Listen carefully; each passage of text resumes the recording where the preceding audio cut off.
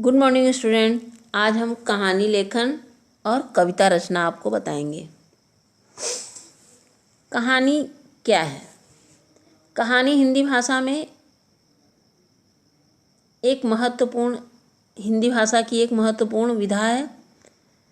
प्रागैतिहासिक युगों से शिक्षा कथाओं द्वारा दी जाती थी।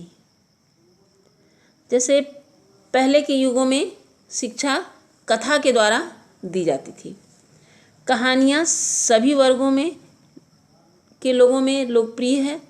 कहानियों के दो रूप पाए जाते हैं, सुनना और पढ़ना। कहानी लेखन के 3 आधार होते हैं: रूपरेखा चित्र के आधार पर, दूसरा कल्पना के आधार पर, तीसरा वास्तविकता के आधार पर। रूपरेखा या चित्र के आधार पर अर्थात दिए गए चित्रों को देखकर हम कहानी का आधार जान जाते हैं। और दूसरा है कल्पना के आधार पर, जैसे श्रीमती महादेवी वर्मा ने घीसा और लक्ष्मा जैसी कहानियाँ लिखी और कल्पना शक्ति का प्रयोग करके उन्होंने कहानियों को एक अच्छा मोड़ दिया। तीसरा है वास्तविकता के आधार पर। मुंशी प्रेमचंद की कहानियाँ गोदान, कफन, नमक का दरोगा इत्यादि ये सब वास्तविक कहानियाँ हैं जो हम जीवन में जीते हैं और उसकी वास्तविकता हमें अपने जीवन पर झलकती है। कहानी का उद्देश्य छात्रों में कल्पना शक्ति का विकास करना, दूसरा मनोरंजन, तीसरा नैतिक शिक्षा प्रदान करना। ये कहानी का हमारा मुख्य उद्देश्य है। चौथा, कहानी लिखते समय निम्नलिखित बातों का ध्यान रखना चाहिए। पहला है, कहानी की भाषा सरल और स्पष्ट होनी चाहिए। दूसरा, कहानी की घटनाओं में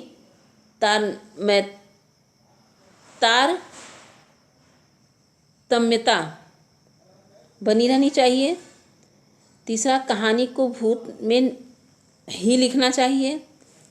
कहानी में रोचकता बनी रहनी चाहिए।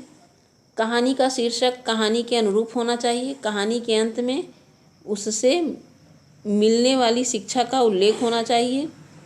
शिक्षा के साथ साथ कहानी मनोरंजक भी होनी चाहिए। जैसे रूपरेखा या चित्र के आधार पर कहानी लेखन। यह है बातूनी कछुआ। अब देखिए, इसमें चित्र बना हुआ है। पहले में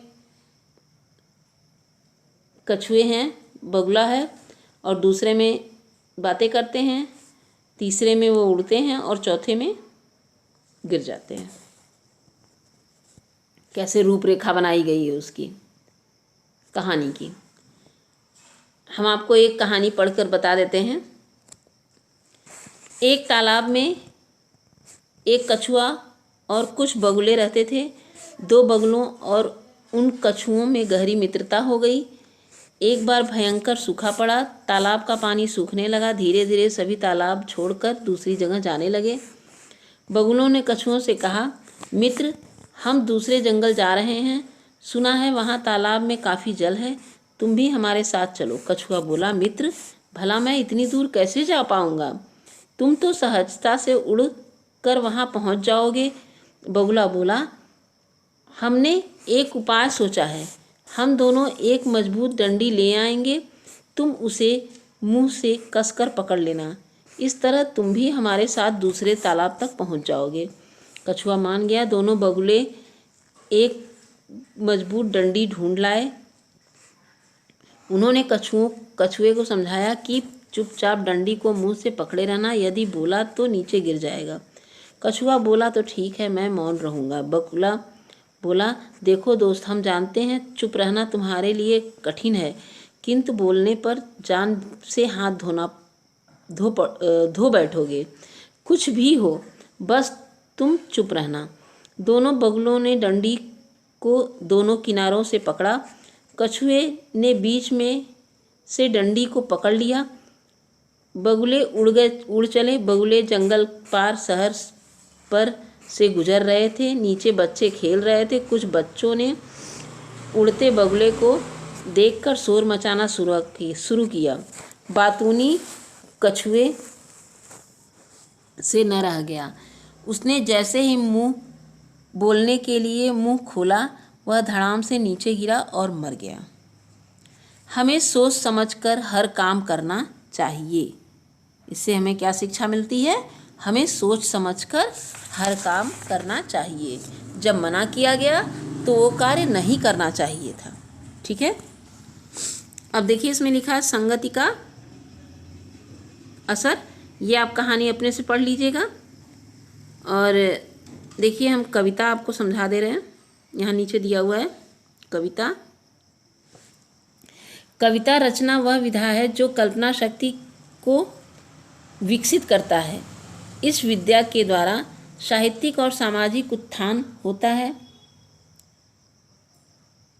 यह एक ऐसी कला है जिससे हम धन और यश दोनों प्राप्त कर सकते हैं तथा साहित्य की दुनिया में नाम अमर हो जाता है। जिस प्रकार सुभद्रा कुमारी चौहान, हरिवंश राय बच्चन, मैथिली शरण गुप्त, अयोध्या सिंह उपाध्याय, हरिऔध आदि हैं। कविता रचना के दो आधार होते हैं, छंदबद्ध तथा तुकबंदी मिलाकर, और दूसरा है छंद मुक्त तथा तुकबंदी की कोई आवश्यकता नहीं। उदाहरण के तौर पर छंदबद्ध, ये बात समझ में नहीं आई नहीं और मम्मी ने समझाई नहीं, मैं कैसे मीठी बातें करूं जब मीठी चीज़ें खाई नहीं।